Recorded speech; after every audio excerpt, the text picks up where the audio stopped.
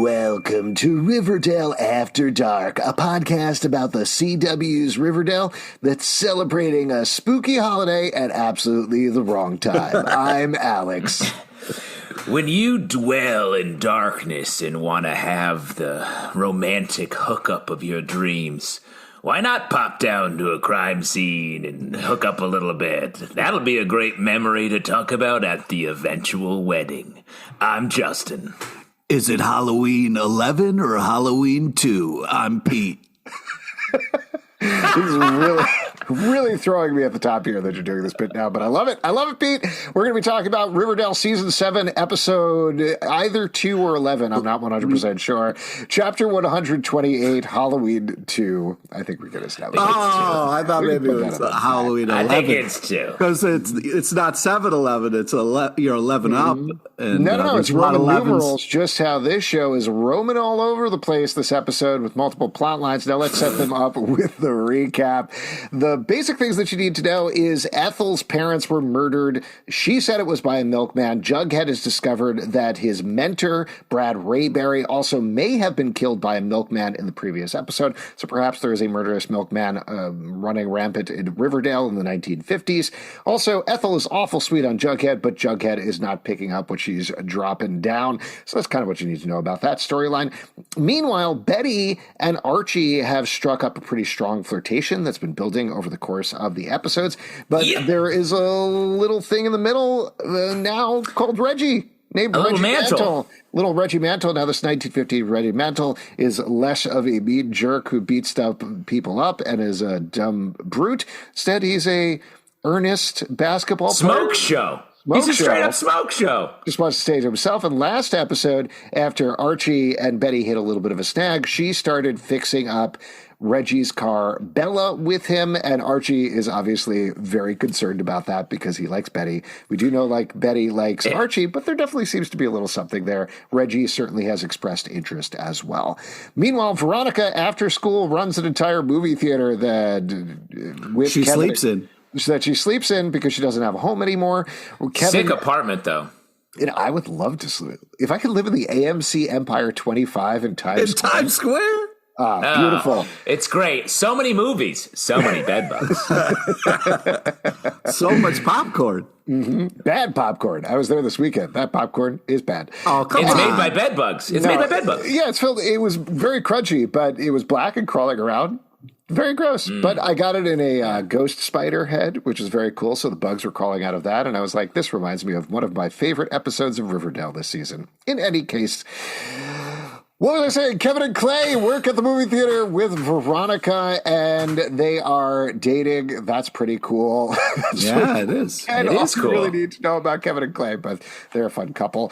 And Cheryl and Toni have been slowly building up their relationship and growing closer to each other. The big thing that they realized the last episode is that they can have separate lives while still dating together. Obviously, all of this is couched in the repressive era of the 1950s, best exemplified by Alice Cooper, who's once again married to Hal Cooper. They work at the local TV station, and as we find out this episode, host a very unspooky Halloween night spook show type thing. So there you go. It's very funny that they're like, Halloween is bad. We're going to celebrate it in every other way possible. Well, the big thing, to give you the overall plot of the episode, the setup, which I thought this was definitely like we've got 3 trains running episode of Riverdale, but it started in the same place, which I thought was good in terms of Veronica wants to celebrate Halloween. She's very excited about it, but very quickly finds out that a couple of years in the past, two river vixens. Why am I blanking on that? River vixens and two bulldogs were killed in a car crash, 2 boys and 2 girls, and it traumatized the whole town. So teens are not allowed outside after a certain hour. They're definitely not allowed to trick or treat. So it's an appropriate thing to make fun of, and then just kind of have that fun dance number. I do a lot of dance. I do a lot of tragedy dance. So we can talk about this right off because I was definitely struggling with that at a certain point of the episode. Yeah, Veronica decides to set up a ghost show at the movie theater, which is basically they're going to show creepy movies. They're going to have a burlesque number. They do the Rocky Horror Picture Show that came out 20 years after this point. So I love it.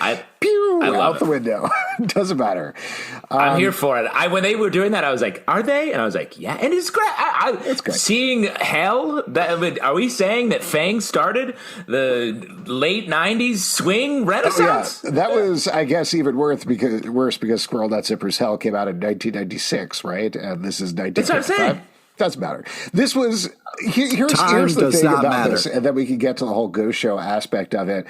Like, time definitely doesn't matter at Riverdale. I've definitely felt over the course of the season when they fudge things a little bit in being like, it's 50s, 60s, it's Americana. I've been willing to go with it, but there was something like I could just feel a spring breaking in my brain when they did the Squirrel Nut Zippers thing and the Rocky Horror Picture thing, where I'm like, oh, you just don't care. You just don't care anymore. Doing whatever is textually the most fun, and it's fun. Well, that's what I'm saying, because that the larger point that I walked away from this episode is about that. It's like a lot of shows get worse over time because of fidelity and dedication to like their original premise when the show itself wants it to change. Like, there are a ton of shows we could talk about where it's like, why are they still doing this thing that the show doesn't even want anymore? And Riverdale is the opposite of that. They move and change and do whatever is the most fun, and that's why this show keeps getting better as it goes on, to the point where this episode was so romantic, so hot at different points, scary at points. Like, I'm legit stressed about where we land at the end. It's well made from a directorial standpoint. Everything is operating on all cylinders because they keep getting better. Definitely a lot of things that I want to respond to there, but just to finish up what I was saying about what Pete said about the ghost show. So Veronica decides to spook everybody. She's going to get Kevin, Clay, Toni, and Cheryl to pretend to be these teenagers and dance to the Rocky Horror Picture Show. Here's my thought about that. Is it in the real world? Yes, it is wrong. It is wrong, but I was trying to think about it from the perspective of a teenager. Of course you're going to do that. Of course, as a teenager, that's the sort of thing that you're going to be like, this is scary, this is upsetting. How am I going to deal with this by making it into a spooky, ridiculous show? Like, that legitimately feels true to the teenage experience to me, honestly. Wow. Well said as a 40-year-old man. I think it's one of those things where it's the equivalent of 3 teenagers. Okay, great. Yeah, there are 3 teenagers. We all have 3 teenagers. Anyways, my point being that, like, I would have loved to enjoy the song and dance number, but 4 people died. It traumatized the whole town, and you're up there singing and dancing like you're those people who came back to life. And I was just like, oh man, I couldn't enjoy it. It was too much of interesting. And I was like almost glad that Mrs. Cooper saw it and was like, yeah, break this up. This is a little off the... Well, I'll throw something out at you, too, even though I was... specifically, it struck me in the scene where Veronica was selling tickets in school. That was the scene where I was watching where I was like, is this good? Is this bad? What's going on here? Is somebody going to stop this? Is a parent going to see what's happening and be like, hey, if somebody who's related to those people who died saw this, might be like, yo, what the fuck? 100%, but you can't think about it that way. I do think you need to think about it from, again, the way that teens deal with stress and deal with horror, or the way that horror movies deal with that. Like, legitimately, like, watch any horror movie in the world, particularly a horror sequel. That's how these things happen. Like, you look at a Scream 2, they make a movie about the events of Scream. That makes total sense with the way we deal with things in the world, or at least in the world of entertainment. But I want to throw this out. I don't know if this is how things will happen, but maybe this will make you feel better, Pete. by the end of the episode, we do have a car crash where a number of characters have their lives in the balance. Specifically, Julian in the promo we see is in the hospital. Reggie's life is also in danger. We don't know exactly what's going on with him, but there might be something that pops up in the next episode about sort of karmic retribution of they did this thing and now the same sort of thing happened again. So perhaps it's something that they will be wrestling with in terms of we can make fun of tragedy as much as we want. What happens when we're actually presented with it? Well, and I think that plays into like a lot of these themes. We get a lot of like carpe diem language from a couple different areas here. And it's very much like, let's just do something and we're not worried about the consequences. And it seems like the next episode, which is titled After the Fall, right? I think it's Halloween is 12. all about, is all about consequences. You number your Halloweens, right? Always. How are you going to keep track of them? How are you going to know what outfit you wore, which one, you know? Yeah. You don't want to You repeat. save all the candy, right? No, Yeah. you would He's going to eat all his candy. And when he retires, he's going to eat all of the candy from 65 years of Halloweens. Yeah, that's what a 401k is. It's 401 pieces of candy. If we're lucky. If we're lucky. That's why you got to save up. I thought the storyline was great, though. I really enjoyed the whole Babylonium thing. It was so much fun, and I definitely enjoyed it because of the whole Shoni of it all. I really liked how they played out this storyline. Like Pete said, it is very romantic throughout these episodes. Actually, Justin, you said it was very romantic. Don't put that. Yeah, don't put that. I didn't say that. Very romantic. I was not the very romance romantic. What's great is I feel like Bughead's rising after this episode. That's crazy. That's truly, honestly, you're starting to sound crazy. And like you've been sounding crazy for a long time, but now you're like disconnected with reality. Did somebody tweet you, Pete? Did somebody say, "Hey, Pete, could you say Bughead is rising on the podcast"? Is that what happened? Nope. I just felt like after this episode, it felt like Betty and Jughead maybe are moving in the same direction. I gotta think. Is that direction left? Yeah, you seem to be really reading the clues. I look forward to my eventual murder and you solving it. Oh my God, in the dude. exact opposite way. But I'm going to find your killer and I will get vengeance for your family. So don't you ever worry. And how are you going to find that killer, Pete? Is that looking in the mirror, or how are you going to? Yeah. How dare you? There he is. How dare you? Right there. He has a family. He's mirroring me. That's nice. Yes. So just to get back to the Shoni of it all, I loved how this played out. I'm very surprised, and honestly, this whole season, as much as we're talking about it's not being true to the timeline, they are trying to be very locked up in terms of how they treat the more serious issues like repression against LGBTQ plus members of the community. So I'd be very curious to check out like what would happen when Cheryl and Toni kiss in front of a full audience of teenagers in a movie theater. What would happen during that day and age? Because my impression, and I might have my dates totally wrong, is they could probably be arrested, right, for doing something like that? Yeah, I mean, I think what happened at the earlier on in the season was a little bit more like the whole town like turns against them. Like I think it definitely would have major consequences. But that's why I like. Again, I feel like I've been on this a long time, but this season to me is about youth revolt, throwing off the shackles and repression of the previous generation. And we're barreling toward that idea. And we get between like Shoni sort of putting themselves out there in front of all of the other teens. We've got Midge and Fangs like having a secret pregnancy they're going to reveal. I love Midge and Fangs. They're fun. Beautiful, all of the other stuff. And then we get the connection that I was trying to make last episode. And then this episode puts it out there with Jughead doing research about the Milkman murders, and the story that was written in the comic book was written by this guy named Ted Sullivan, who was about how the enemies at home, the wholesome conformity of America, is what is keeping people down. So the Milkman, I think, is taking that mantle and murdering people for it, while I think the gang, our crew, is going to be throwing off that mantle of Alice, Evelyn ever and ever, even though she is a teen, she's clearly on the conservative side. It's been set up in this episode with Alice creeping on them, Evelyn creeping on them, that's where we're headed, I think. Yeah, and just to mention, Ted Sullivan is the name of an actual Riverdale writer. So there you go. Did he actually die? Yeah, he died. Man, that's sad. There's a couple of pictures. And now they're celebrating him. Yeah, he's been putting up a ton of pictures actually from the writer's strike, for the picket line. But I went over to the picket line because I wanted to talk to him, and they were like, Ted Sullivan, he's been dead for years. Oh, Yeah. whoa. Yeah, there's just that one Tell him picket sign Large Marge floating. sent you. Yep, that's the most famous ghost. That's the ghost you believe in, right, Pete? Yeah, the definitely. only one you believe in. But let me just jump off what you said about things kind of, let me go on my crazy rant, then I can get out of my system here, is I feel like with the Milkman thing and Jughead working the case, and now Betty saw the Milkman, I feel like the Milkman is going to be the kind of glue that brings those two finally together. You know what I mean? Now, when you become a conspiracy theorist, because Pete, you're obviously starting the Bughead conspiracy theory. Bughead Revolution?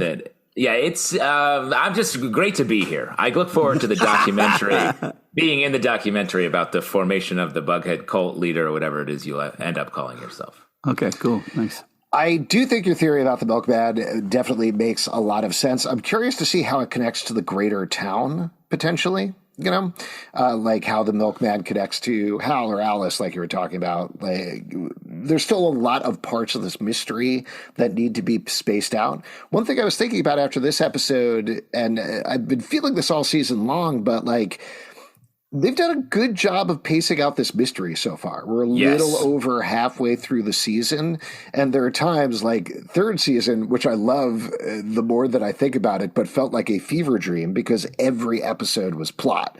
Every episode was like, I don't know how we're ever going to figure out this mystery because there are too many things going on at this point. So many things versus season one, which was like, every episode was very focused on Jason Blossom's death that was holding over everything. Here we're getting this legitimate mystery that is building slowly over the course of 20 episodes.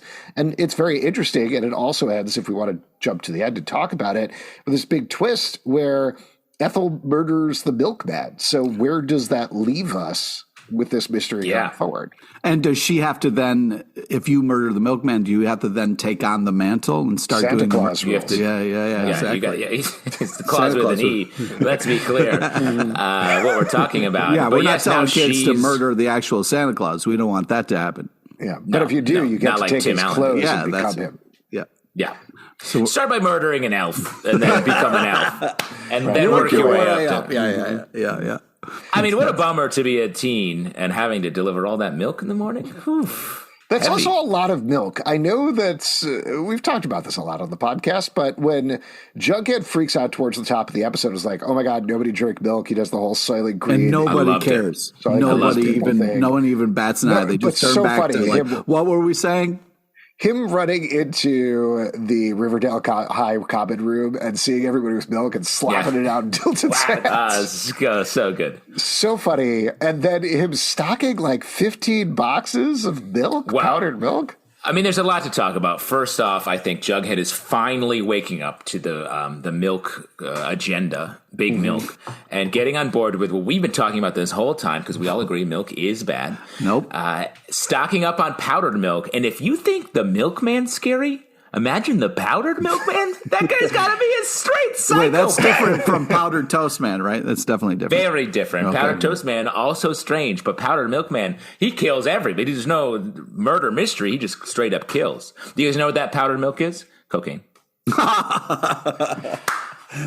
The cocaine man's coming to town. Oh, man. The cocaine man always rings twice. I also want to give a shout out in this storyline to Shannon Purser as Ethel. She as an actress just gives her all in every single scene. Like there is never a scene where she's on Riverdale where I don't feel for her in some way. Every time. It's so the good. phone call with the nun in the background, just kind of giving her the evil eye. It's so stressful. It was Sister Woodhouse, right? Like we see, or at least that was a nun, and then we see Sister Woodhouse show up later on over at Riverdale High. That was very stressful. Nun. All of the things where she's talking to Jughead and just dropping these little morsely crumbs of "I like you, you want to come in, you want to hang out," and him not getting at the way that she reacts, she's like, "Yeah, sure, Jughead."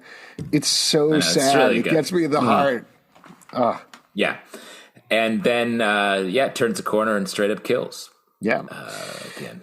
So why don't we jump back and talk about the Betty, Archie, Reggie storyline? I love this as well. This was also very fun, and I'm sure you love the Barchi stuff, Justin, but I did want to call out first just Charles Melton and KJ Apa playing off of each other is so funny. Yeah, it's really good. The scene where they're in Archie's bedroom. Oh my God! Yeah, they kept drawing. So cute. Well, that's the thing is like you really buy into their friendship. I feel like this plot was tricky to have like a classic love triangle, but have everyone sort of emerge good from that part of the story anyway. I thought was just great. Like really cool across the board, despite my obvious rooting for one side bias. Of it.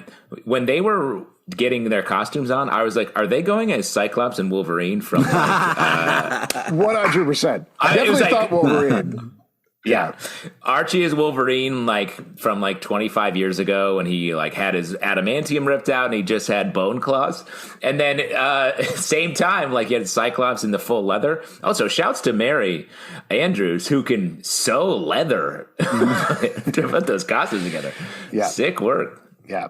But I agree with you. That was great. And I think it followed really nicely from their characters too, where Archie this season hasn't been the violent Archie we've known in the past. He's sort of always like kind of jumping. He's like, oh, geez, I don't want to do anything wrong. Like he's this very earnest, pure character. And this Reggie is one who everything that he does is motivated by the fact that he just needs to make it through high school and get to college alive. Like that is the one thing he needs to do. And he likes Archie. He's interested in Betty. He thinks she's cute, but he knows that his friendship with Archie is more important. Being able to live at Archie's house is more important than pursuing this romance with Betty. Then why'd he get in the car then?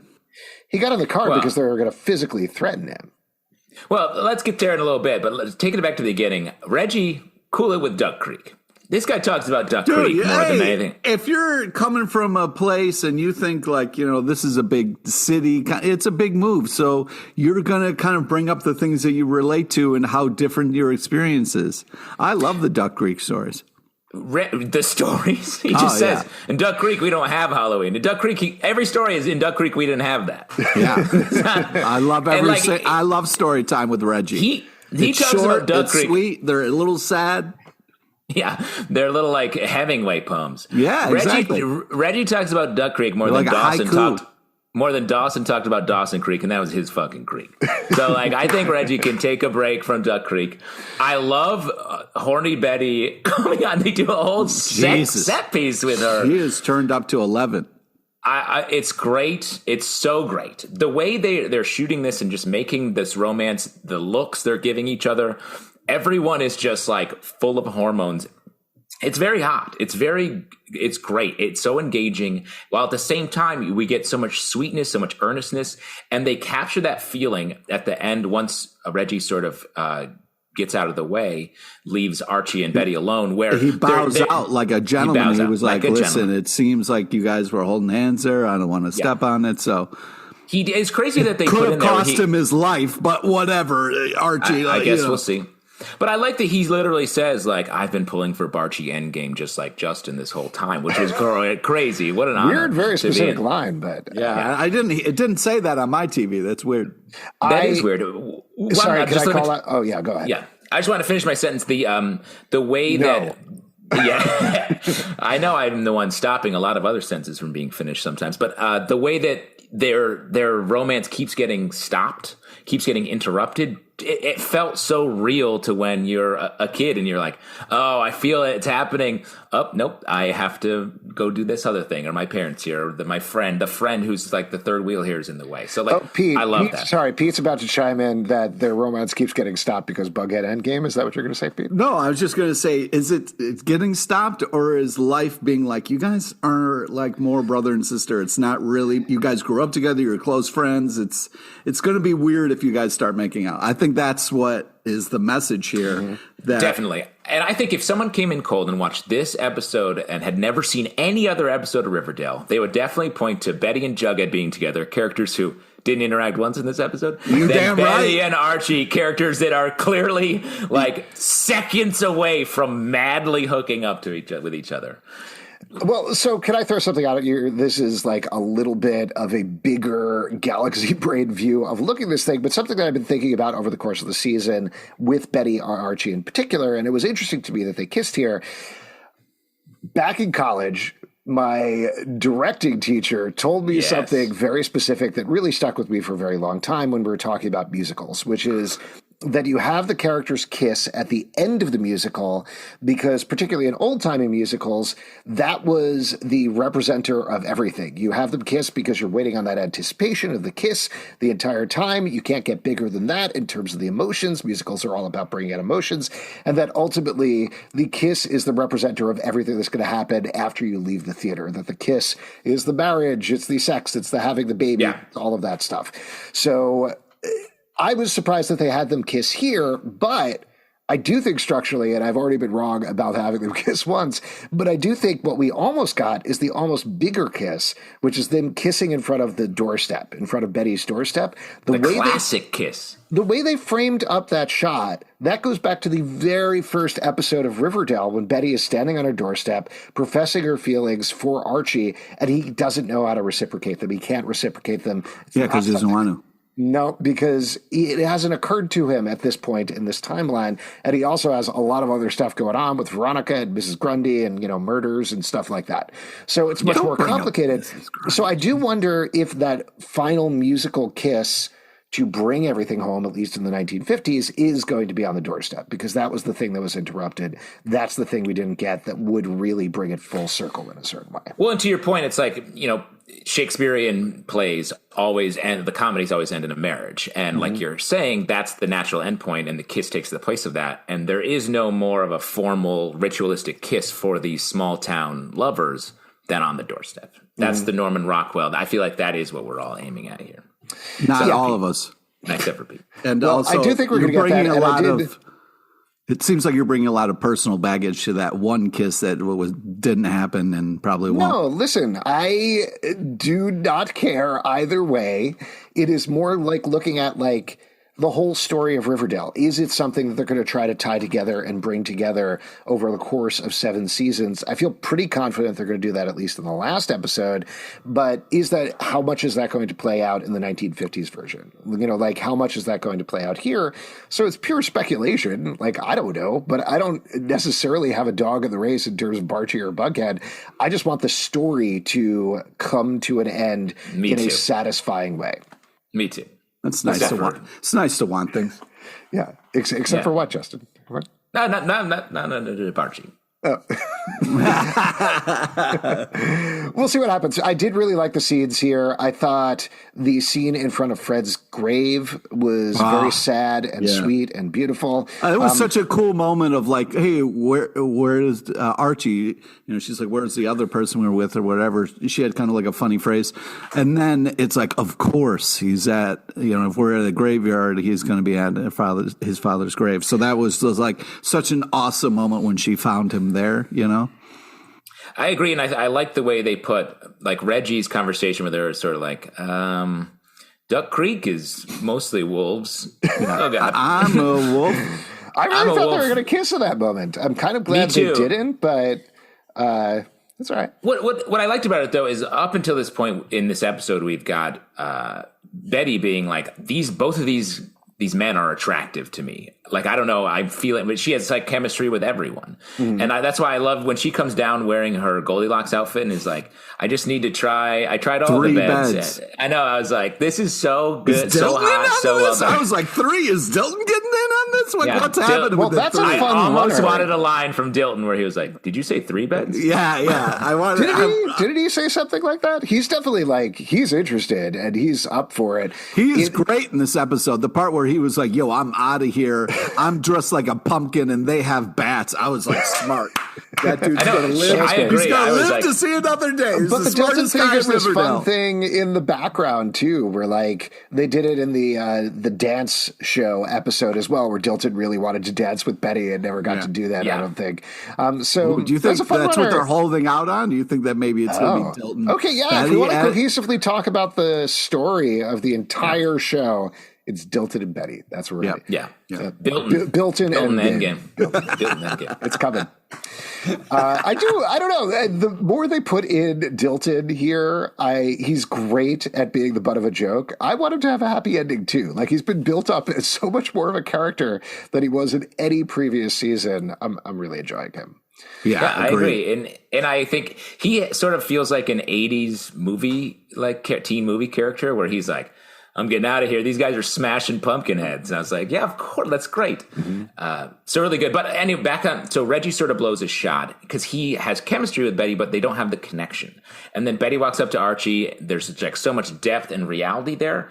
And I like that they're at Fred's grave and Archie's like, no, I'm fine. This is just something I wanted to do while I was here. And then you just feel it. You feel it doesn't have it's a light moment rather than a heavy moment. And right. Almost like Fred is there watching that, giving them the nod. Yeah, well, that's why I was just going to say the little nod that Archie does before he walks away was really nice. I like that. And then we get another great scene later on when they go over to the murder house. Is that where they end up kissing? Yes. Yeah. The murder house is the new sex bunker? Yikes. Yeah, sure. And they get some 11-up or try to get some 11-up, which is very fun. But that whole scene, like... Wait, can I just quick question? Ahead. If you guys were visiting a murder house, would you then be cool if someone was like, hey, I'm going to raid their fridge? I feel like that's off limits. I feel like you can't go in somebody else's murder house fridge and then get some pops or whatever is in there. I have a better question. Is it 11-up or 2-up? Because I couldn't tell. I mean, I think if you're in a murder house, like stuff that's been like candy out on the counter is on total. That's totally fair game. What? Right? You like shouldn't loose or touch peanuts. anything in a murder house. Well, what is because it's evidence. If they were killed by some sort of candy, like again, like how I'll be murdered, and because you're in a murder house. Somehow Justin was crushed to death under 410 pieces of candy. Very weird. Doesn't seem like enough. Somebody's 401k went to waste. Again, all signs really pointing to the only one of us who is obsessed with candy. Pete, I mean, maybe you freeze stuff in the freezer. You can definitely eat that. Yeah. That's going to melt, man. It's going to turn off. If they can't pay their electric bill, that ice cream's going to melt. You got to eat that ice cream. Yeah, you can't. Once someone's murdered, you can't, unless they write it in their will, return my groceries to the store for a refund. That's where the old wives' tale saying thing comes from, right? Do eat a dead man's ice cream. Yeah. Wow. Wow. Yeah, it's one of the rare old wives' tales that prescribes positive results out of something. Yeah, exactly. All I was going to say about Betty and Archie in that scene, though, is I loved, again, like the earnest teenness of their first kiss. That phrase, somebody hit me up on Tumblr about this. They were like, this sounded stupid when Archie said, I feel like I known you my whole life. And, of course, he has. They've lived across the street from each other, not across the way from each other their whole lives. So, of course, he does. But that felt very authentic teen to me. Like that is 100% the thing that you say at that moment. The whole thing about them saying they're scared because they know this is going to take the relationship to the next level. Really, really sweet. I thought it was a really sweet, wonderful scene. And I like the fact on the horror movie level that it was interrupted by the killer Milkman showing up as well. I thought that was cool. Me too. I thought it was great. It was scary. All of the sort of end of episode horror stuff I thought was handled super well. Especially like Reggie after bowing out of the competition, the gentleman's competition. He like when the car picks him up, and I agree he's a little scared, but he's not, him up, bullies him into going. Yeah, but and we should mention they're dressed like the gang from Karate Kid, right? In the skeleton costumes. Yep. And we're scary. Those were scary. It's a 50s reference. I don't know if you get it. It's an old movie. It's called Karate Kid. It's from the 1950s, yes. Yeah. Starring James Dean was the Karate Kid. Mm-hmm. Gotcha. That people definitely knew a lot about karate in the 50s. Mm-hmm. The way that he's sort of picked up there, and I think he gets in more because he's like, what do I have to lose? I just, my best friend and the girl who's interested in me. Really against everything he's built so far. He's been so careful and been making smart decisions the whole time. So it was just sad to see him fall for that or all he had to do is be like, you knuckleheads have fun, man. I'm going to keep walking home. I think he felt the physical threat of it. Like Julian is on He could have edge. taken everyone in that car. No, absolutely not. Julian is on edge that entire time. He's threatened him physically before. that could have gone horribly wrong for him. I think he felt the pressure there. I also think there's an argument to be made that he's feeling the sadness of like he struck out with Betty. Like he did the right thing there, but he's also like, I'm bummed out. Sure, I'll do this destructive thing because I feel sad about it. Which again, agree. Yeah, I think it's more the latter. So I'm a little different than you. But when he got in that car, I was legit like feeling that panic of when characters make the wrong choice. Mm-hmm. And that's really hard to elicit, I feel like. And that was great. And the tragic, I mean, we don't know what's going to happen with Reggie. I don't think he'll die. But I do think whatever comes of it, the tragedy of him leaving the Betty Archie situation to get in the car to then have whatever happens to him happen was really well done and like upsetting, genuinely upsetting. I mean, when they ended the episode, I was like so kind of like scared for what was happening for these characters. I was like, eject. Come on, let's go back to present day. Shit is getting too crazy here. I don't want to be in the 50s anymore. Well, you're going to get that in the final episode, I believe, Pete. But I will throw out there as a theory, I think Reggie's probably going to get hurt enough that he can't play basketball anymore, or at least probably isn't going to get a scholarship. And then what does that mean for him? What does that mean for him in terms of being in Riverdale, living with Archie, all of these things? What path does that send him down? I think it's a very sad path, but it's an interesting, dramatic path for Charles Melton to play. If they maybe that'll put him sort of on a collision course with Veronica. Mm-hmm. Who seems like to talk about her a little bit, you know, she's sort of the queen of the entertainment of Riverdale, but is like feeling very lonely and upset. And I think she needs someone in her life, not necessarily romantic, but she needs someone in her life. Family, it seems like, from the way she was kind of crying, holding her family's picture. But I just to kind of that's a clue, Pete. You really solved that one. To go back to Veronica's story from the beginning, we're talking about Veronica. It's not so much go back as continue. Well, I'd like to go back to the beginning of the episode if I could. I see what you're saying. Jesus, H. Christ, her kind of like being naked at school, or the one person who's dressed up for Halloween. Naked.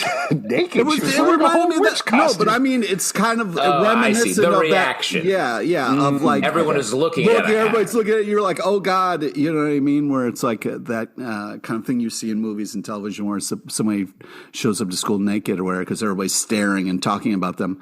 I was really impressed with that old trope. That old trope. I was really impressed with how they handled, how she handled that, owning the fact of like, yeah, that's right. I love Halloween, and we're going to turn it up to 11. Yeah, she pushed it. Mr. and Mrs. LePage pizza naked at school again. Can you come bring him some pants? Bring him the barrel. Just bring him his barrel. He forgot his little barrel with the shoulder straps. He's a 1950s And bring him that other barrel that's full of whiskey, which he uses when he rescues people in the mountains. Yeah, because apparently I'm also a dog. Cool. Might explain the nudity. I just want to say. You have a St. Bernard energy to you, Pete. Okay, great. Lovely. A lot of dogs not wearing clothes, so... but I agree. I liked Veronica in this episode, going like just putting herself out there. She like is the ringleader. She turns the Babylonium into the movie Babylon, the beginning of the movie Babylon, which I 100%. Thought was like real strong, easy connection there. Who are all these teens with all these costume budget that they can just come and dance very intensely? I did. That was the point that kind of raised by something that we haven't, I think, talked about since season 1 is how many teenagers are there actually in the town of Riverdale? Because we used to talk about it because there were like 3 all-night dance clubs open just for teenagers in the environs of Riverdale. Here we get the packed Babylonium. We get packed trick-or-treating all over the town. And then we also have another party. Well, we have the Pep Comics party as well that they go to, which, mind you, is not teenagers. But there's a lot of people who live in Riverdale at this point. That's all. Yeah. That's my whole point. To get back to the Veronica of it all, let's go back to Veronica for a second. Camila Mendes played this really well with the emotional moments, particularly in private. She's been taking this very purposefully arch Hollywood tone, like the scene where Kevin and Clay confront her about living in the Babylonium. Oh, yeah. where she calls them the Hardy Boys. That was fun. She speaks very highly, but you can sense the sadness that's under that. And that scene where she's just hugging her family picture, which you've referenced before at the end, also just really sad. So I do hope something good is coming her way. But I also really like the range of her, because when she's doing that performance, you know, like after everybody comes out as the dead people, which wasn't done in good taste, but her part of that song was really great, and she really owned it. So she really had some highs and lows in this episode, and I feel like she really nailed all of them. It was impressive range for her in this episode. Yes, absolutely. Just one quick thing I wanted to mention about Rocky Horror Picture Show and using that. I think the idea there behind the anachronism is that is a musical that is all about pushing back against repression, and it is something that has meant so much to the queer community. So using that there specifically for Cheryl in particular, but Shoni and Clavin, I thought was really nice. A lot of those lyrics translated very nicely over the journeys they've been going on over the course of the season. So I thought that was very cool. You mentioned earlier, Justin, and I wanted to give a shout out to Ronald Paul Richard, who directed this episode. You mentioned how well it was shot. He is sort of the house director this season. I think he was an assistant director, if I remember correctly, and moved up. I might have gotten that detail wrong. But this episode in particular was such a good showpiece for him. Like there were these really showpiece. You mean showpiece? I agreed it was well paced, but you meant like showpiece. Showpiece, yes. Well, specifically, there was something at the beginning that I'm totally forgetting. That was a really nice transition, but it stuck with me. There's a transition in the locker room where Archie is talking to Reggie. I think he closes his locker, and it cuts immediately to Veronica opening her locker in the same place. Very nice, very cool. And then also the way the camera followed Jughead, sort of rocked back and forth when he was smashing through the door. That was a very cool camera technique. Yeah, that was, So lots of little things like that. And then beyond that, just overall, the way it was shot, the show has been very dark in the past, so dark that you can't see it. Here, I thought they shot darkness like the cemetery scenes and other things really, really well. Yeah, except for when he broke into the room where it was pretty dark, but that was on purpose. But I think on purpose, like where there's good use of some horror elements where you're not really seeing everything. The camera, like your eye is only catching a little bit and then moving away. Like you could barely see the milkman watching Betty and Archie. Yeah. And then but because it was such a flit, we as the viewers, like, what was that real, or was she imagining? And then you see the milk on the counter and you're like, that because at first I was like, work. oh, she thinks this is a horrible kiss and wants it to stop. So that's why she was like, oh my God. Definitely. You could definitely read that on her face. She's like, exactly. I agree. Yucky. I don't like this Archie kiss. I agree. One last thing that I wrote down that I wanted to mention, after the first commercial break, this was right after the scene where Jughead was going nuts in the Riverdale High common room and being like, it's milk, there's a killer milkman in town, don't drink milk.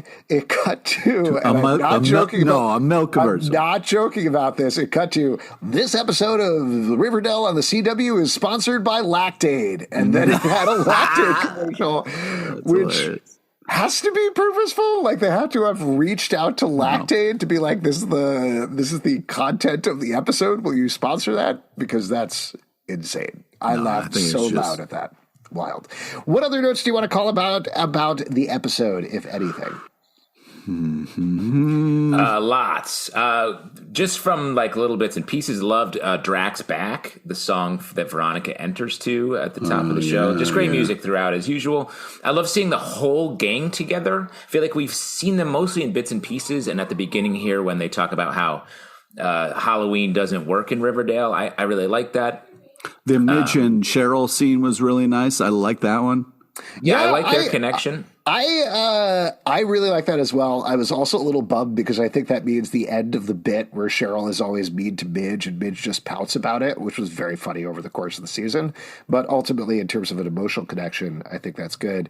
Oh, we haven't mentioned Evelyn Evernever is spying on Shoni when they're in Pops, when they're holding hands. She has previously expressed to Cheryl that she doesn't want women-loving women to be anywhere near her. So this spells, I think, bad things for Shoni going forward. Well, and on top of that, we get Alice doing the same thing. She creeps into the Babylonium, sees what's happening. Looking like a crazy person. Well, what I wrote down is like for the, She No, looks that's like how a she looks bomb now. blew her up. No, stop. She looks like a cartoon that got blown up by a bomb. Yeah, That's what her costume exactly. is. No, I feel like she finally looks like how she acts.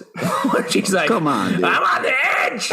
And when she comes out and cuts off the Archie kiss, looking like that out of context, it just is so funny because we're setting up this Norman Rockwell moment of the Archie kiss, and then she walks out like a nightmare and is like, hey, what?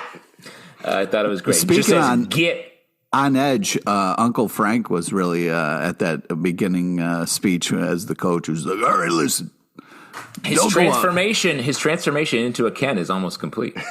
It's happening. Fully plastic, shiny skin in that scene. Hey, don't do Halloween stuff, you mooks. I was like, what is this? He's almost there. He's almost Kenned up. I liked Fangs' song. It was I thought that was done well. Squirrel Nut Zippers, hell, yeah. Yeah.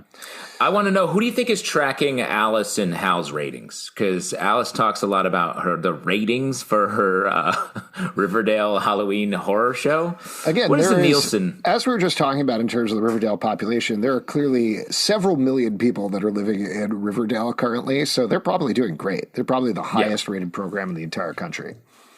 100%. I also liked how Julian's like, all right, let's do something crazy on Halloween. Where should we meet? How about the one place where they'll find us? The parking lot at the high school?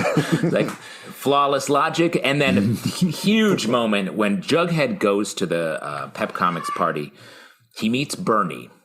Is Bernie Jughead's Jughead? How deep does the Jughead go? Oh, man. I don't know. Oh, there was another historical note that I wanted to bring up, not to swerve away from that, but I was interested in this, so I looked this up. There's a good explainer on Gizmodo, I think, but ghost shows are a real thing. And in fact, they go back to the 1920s. Originally, they were just like performance-based. There was not necessarily a movie portion of it, but exactly the way that Veronica lays it out, where it's supposed to be like, we're raising the spirits of the dead. They have a bunch of performances and dances, and then at midnight, they do it. And the whole idea was to spook and delight teenagers and get them to come out to a theater and get like an extra showing in there. And then eventually it developed into a very much like midnight movie type thing. So again, like a nice little historical reference. I had never heard of that, but clearly a true thing that happened. Yeah. And just one final thought, like I really like that where the way everything's positioned. Everyone is, I feel like the table is set.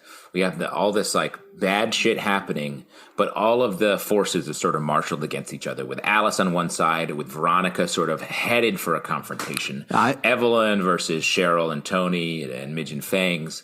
Like, that's all great. I disagree. It's all in a scary place, and it makes me want to go back to present day because the 50s is getting too crazy. But that's what I'm talking about. It's scary. It's headed for a confrontation. But that's what we want. That we want a big dramatic show, and it's been a very well constructed season.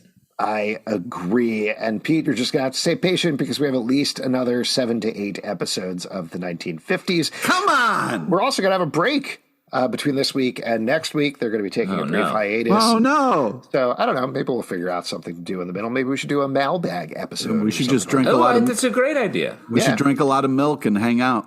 Yeah, we'll just do a podcast about what tasting milk is like. Why don't we talk about our MVPs of the episode? Pete, who is your MVP for this episode? Well, I'll tell you what, I've been going back and forth, wrestling with myself on whether to go with Dilton or Veronica, but I got to go with Veronica just because I was really impressed with the way she handled everything other than the kind of... the 4 people who died a bit. Just that major thing that she did. Yeah. I got to give it up, as always, from episode 1. Betty all day, air day. Like, I love seeing her in this. She's putting herself out there. The cutaway to her with sparks flying behind her when she's looking at Reggie and fantasizing about Reggie and Archie. I love that. Can't wait to see more. And the only other thing I would say is the Reggie-Archie relationship was also... I'm going to give it up for that whole trio. Well, I was going to give a shout out to Reggie in this episode. I think Charles Melton did a great job. I love this new take on Reggie. He's very earnest. I really feel for him at a lot of points. And if that was taken from the trio, I'll throw out Ethel as my additional one. Just because... Love her I in thought every for scene. sure you were going to say Cheryl, and then I was going to say, can we just pre-record these so we don't have to, because it's all the same always. I specifically didn't say Cheryl because I knew you guys were going to get annoyed if I said Cheryl, but whatever. We're all predictable at this point. If you would like to support this podcast and all the podcasts we do, patreon.com/comic book club. Also, we do a live show every Tuesday night at 7 p.m. to Facebook and YouTube. Come hang out. We would love to chat with you about Riverdale, Apple, Spotify, Stitcher, or the app of your choice. To subscribe, listen, and follow the show at Riverdale Dark on Twitter, Riverdale After on Instagram, Riverdale After Dark on Facebook, comicbookclublive.com for this podcast, and many more. Until next time, we'll see you after dark. Dilton is my bughead. Think about that. I'm just going to enjoy this 47 up.